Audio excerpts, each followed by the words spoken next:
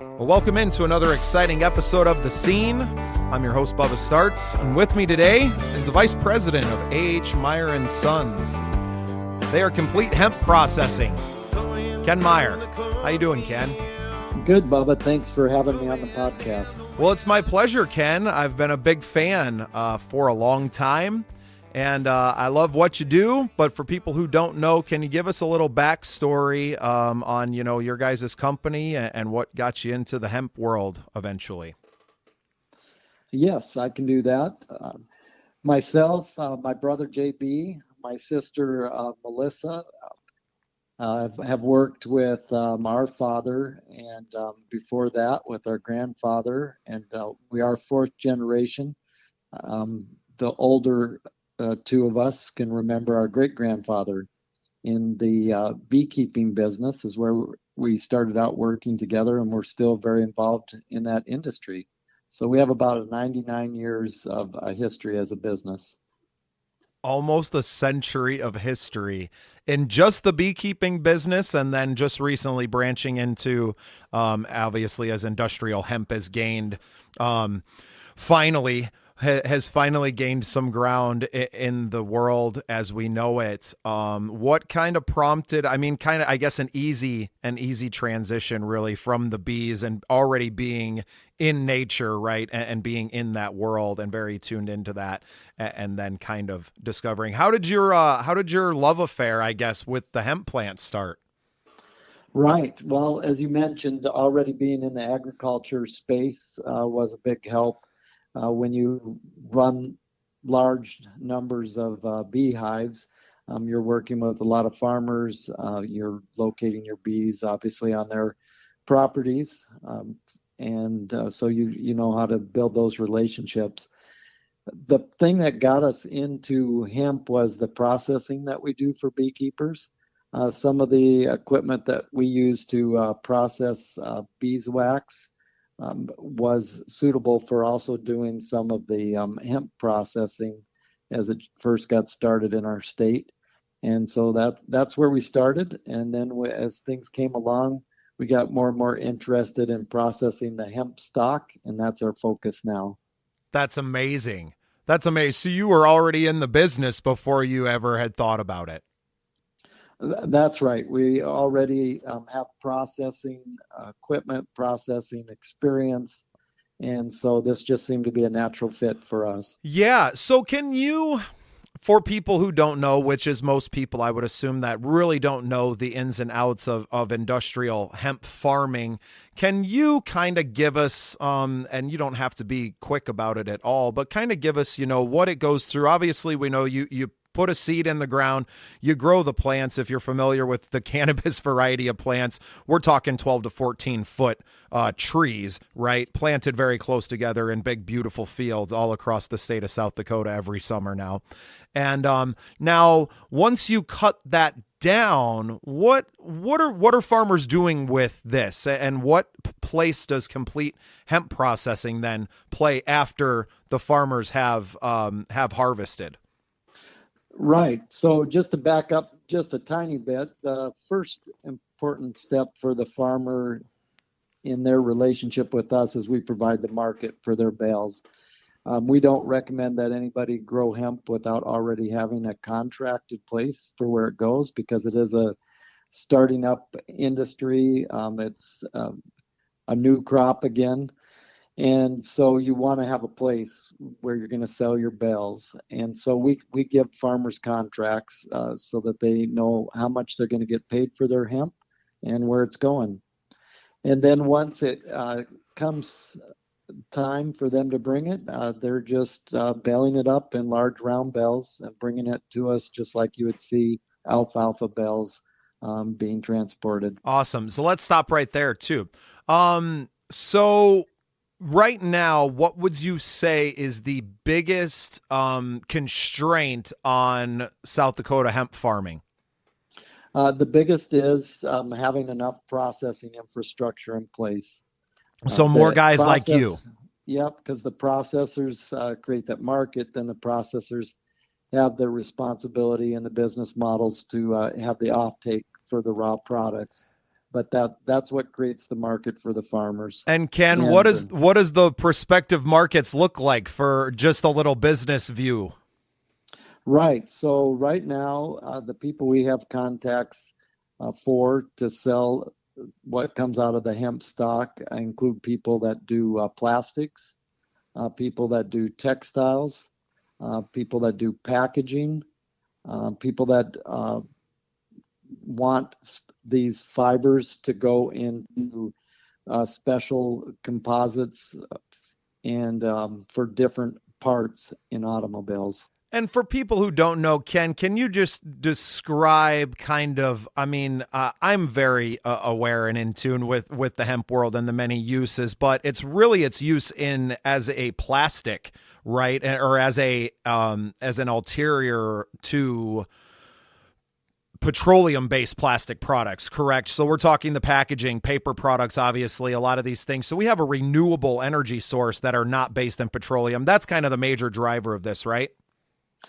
Yes, that's right. And so you can think of it as, in part, I know this is a little bit away from the plastics, but anything that you could make with a tree, you can make with a hemp plant. And depending where you live in the country, it's going to take 10, 20, 30 years for that tree to grow and to be harvested. And you can grow your hemp crop in 100 days. It sounds silly that we haven't been doing this forever. And I mean, really, we have. I obviously can. We know the history of hemp, and we don't need to go all the way back to the beginning. I mean, I think it's pretty obvious that human history has evolved right along with this plant, and I think the studies that show that. And that's just on the industrial medicinal hemp side, right? That's not even getting into the medical marijuana and cannabis, on that side of it at all. Amazing. So the markets are looking very strong. That's not even touching on, I know there was some exciting news this year about some of the agricultural uses for the hemp seed in particular. Can you speak about that a little bit for our listeners? Yes. So right now, the protein that comes from the hemp seed is approved and has been for years as a safe food for human consumption. And it's a very good protein. Some people call it a super feed. And that protein right now is not legally available to people with their cattle. It's not approved to be fed to cows. And that's because there's different rules and hurdles that have to be navigated to get that approved for an animal feed source. There's a group called the Hemp Feed Coalition that has done tremendous work in this area. They have gotten right close to the finish line to where you can feed the hemp protein to laying hens. And they're going to use some of that same research to move on and do the extra steps they need to do so that it's also approved as a feed for cattle. And that's going to be very big in agriculture because, of course, anyone with a cattle operation wants to have as many options as possible close to the farm for that protein source. Right. Are they able to feed now? Is it just the protein source that they're feeding to the cattle? Or are they able to feed stalks and other stuff to it? I guess I'm a little unaware of the ins and outs of that side of it. Sure. The stock itself, especially as it's cut and dried, it does not have much food value for cattle. It's that protein that farmers that know about this are really looking for in the future. Well, because you're going to get a much healthier meat from that, I would assume, because mostly what these cows are feeding on now is either grass and really most of these cows are eating corn or soy, right, in these feedlots, which I have to imagine the protein value is almost nil. None of the omegas, none of the fatty, all the good things that are in the hemp seed, right, that are so good for human consumption, and just seems absolutely ludicrous that you can't feed it to your cow. Right.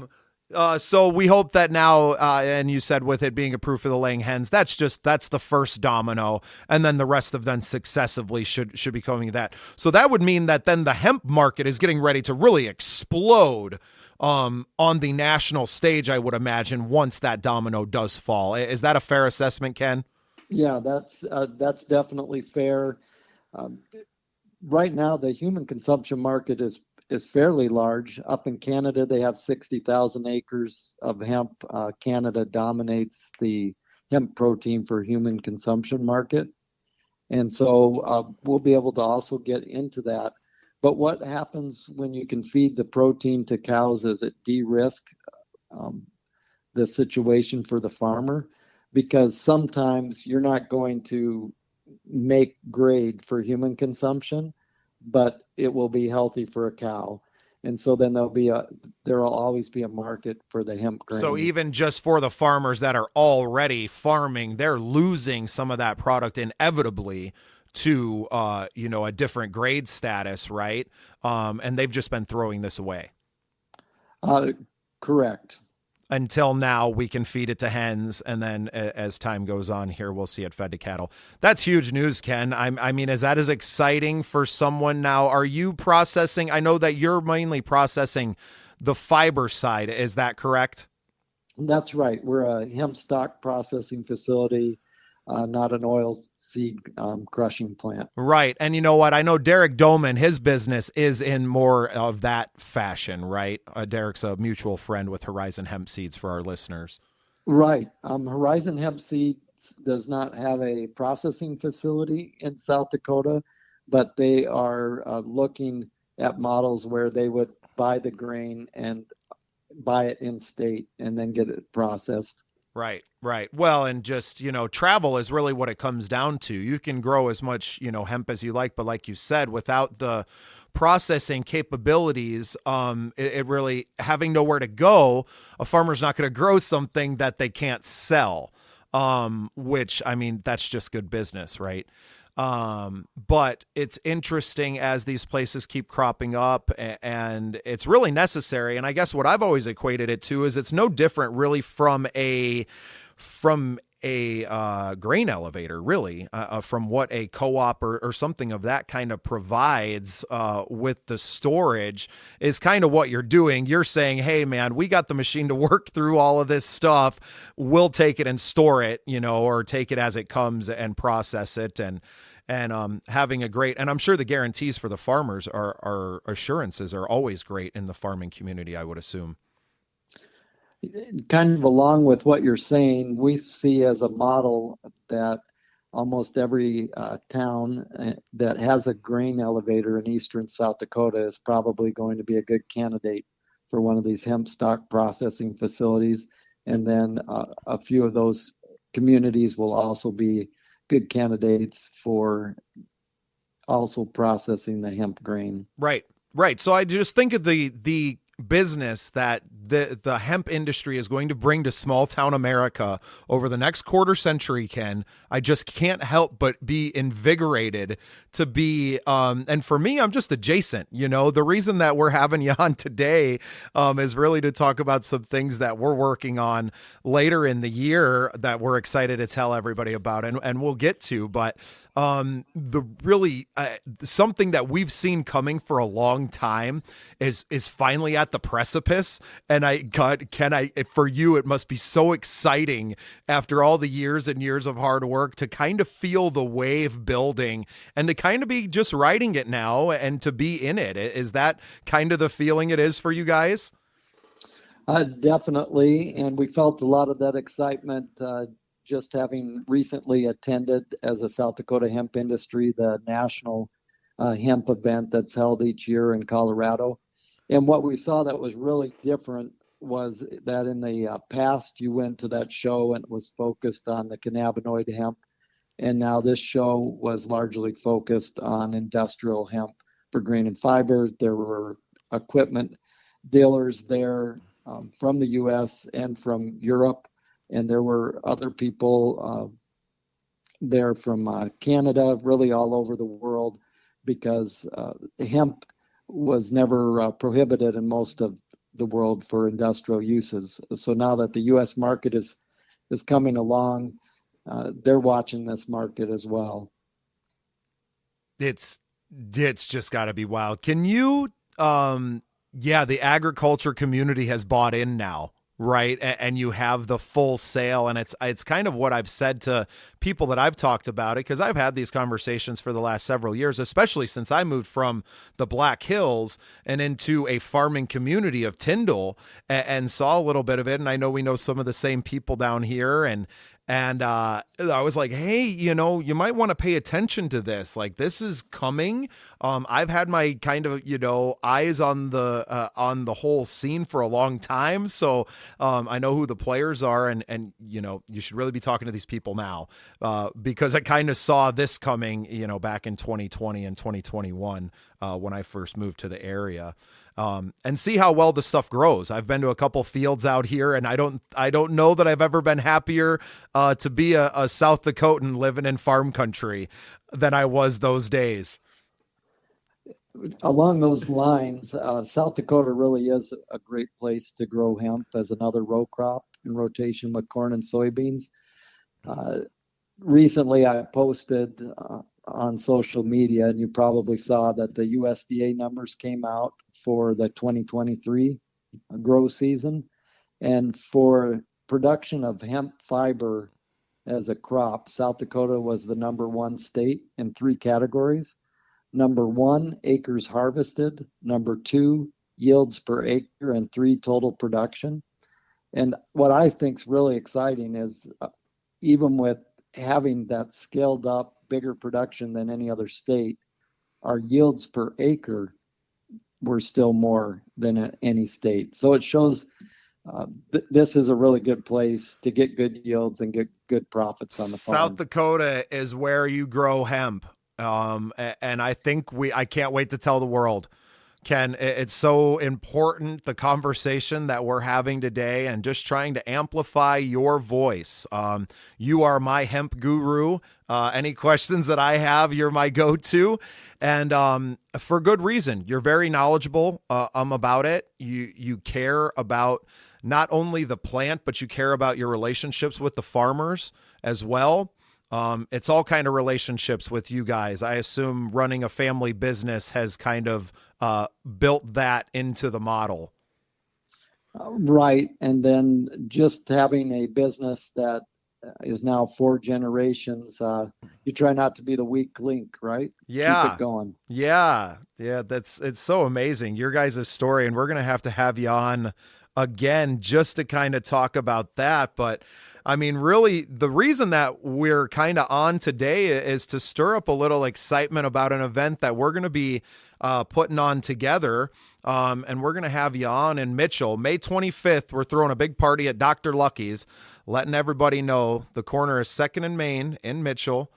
We're going to have some live music that night, but during the day, Ken, we're going to have you and some friends out and kind of giving some presentations for our community and doing some educating. Can you kind of talk about what you and your partners do as far as, when you go to these different events and kind of sharing your knowledge? Right. Yeah, we're really excited that you extended the invitation to us to participate and be in a little different public setting and do education on farming hemp. We will have Derek Dolman there with Horizon Hemp Seeds.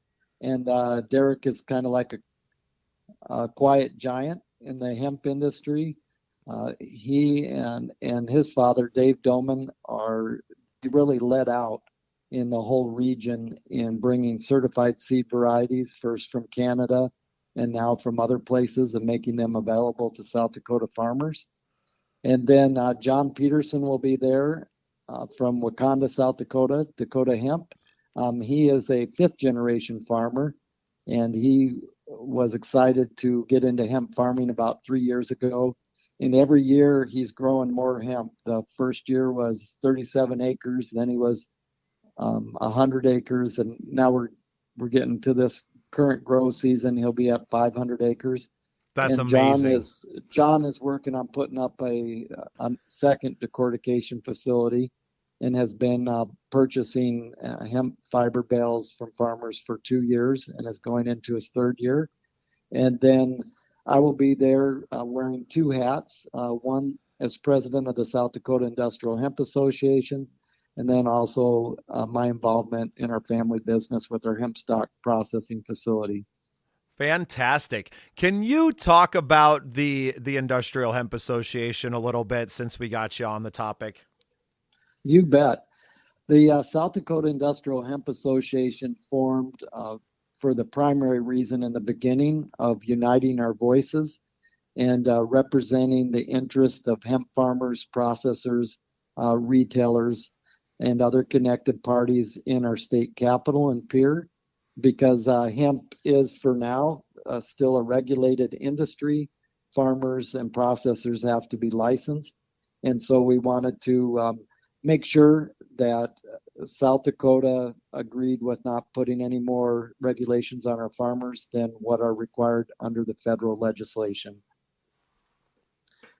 Fantastic. Yeah. And it's a shame that there's so much more extra red tape to it. And that's probably what's kept the industry. And that's obviously what's kept the industry from growing, in total. And now that some of that red tape is starting to get repealed, we hope that they continue to make it easier and easier for farmers to farm hemp. I mean, they just want to grow a viable crop. That's all our farmers out here want to do. That's right. And so other things that the South Dakota Industrial Hemp Association does is we have hemp field tours, hemp field days during the summer. We make sure that we're at some of the farm shows in the state. And last year, for the first time, we also had a presence and will continue going to the state fair so that we can try to reach a broader and broader audience and show them that this isn't too hard to do. No. And in fact, it's in some ways, it's a lot easier than some of the other crops to grow, is it not? Yes, if you're growing the hemp stock for the fiber production, you just have to plant it. Later, you cut it down, you let it dry, and do a process called retting. And then you windrow it up, bale it, and bring it into the processor. So no different than what they're doing with their alfalfa, really. Right. Easy peasy. Farmers, get a hold of Ken Meyer and figure out how you can help move the movement. It sounds like we need more business people that are interested in investing in decortication facilities and processing facilities all over the state. The market is wide open, and I hope that our farmers realize it, and hopefully they start to cooperate with one another and just make their own facilities. Ken, how much of an investment is it for one of these facilities to come about? I mean, is it an exorbitant investment that not the common people can't get together 4 or 5 investors and make it happen? So to take care of about 2,000 acres with a facility that runs 2 or 3 shifts to cover that acreage, which from year to year the yields will vary a little bit. It's going to take about somewhere between $1 to $2 million investment in the equipment, and that should be located in a footprint of about 30,000 square feet for the building. Right. So for 1.3 million and a 30,000 square foot building, which a lot of these guys probably already have something that size on their property, you can be running this stuff, and you're talking about something that's on the ground floor and is going to do nothing but grow for the next, 100 years probably.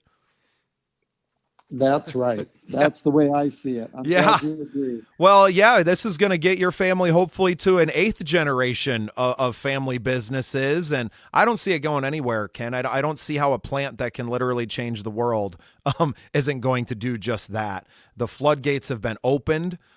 You're seeing it year by year, how the industry is growing, like you said, just coming from NOCO last week, right?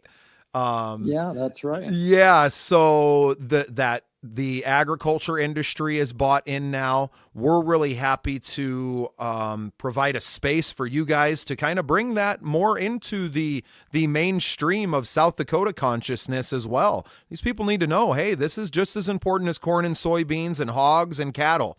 This plant is going to save South Dakota farms, and it's going to keep South Dakota farms in their families for generations to come. And I hope people realize that it's not just some silly plant, right? That the stigmas that we have fought against for years are slowly being repealed. The truth is being revealed, and people are waking up to the business of what hemp is. And yeah, I couldn't be more excited to be working very closely with you now, Ken. Like I said, I've been a big fan and follower for a long time, and I really appreciate you coming on and sharing some of your knowledge today. You bet. Thank you for the opportunity, and we look forward to seeing you, the rest of your group, and everybody that comes out for your event on May 25th. Yeah, well, we're going to have a great time, man. We just got all of our approvals from the city council, and so it's starting to feel real now, and it's really just out to telling the people, and you did a big part in that today, and I thank you so much for your time, Ken. You're welcome. All right, and to all of our listeners, thank you for tuning in to The Scene, and we'll see you next time. You've been listening to The Scene. Follow along on all your social media channels and go to patreon.com/thescenesd and make yourself part of The Scene.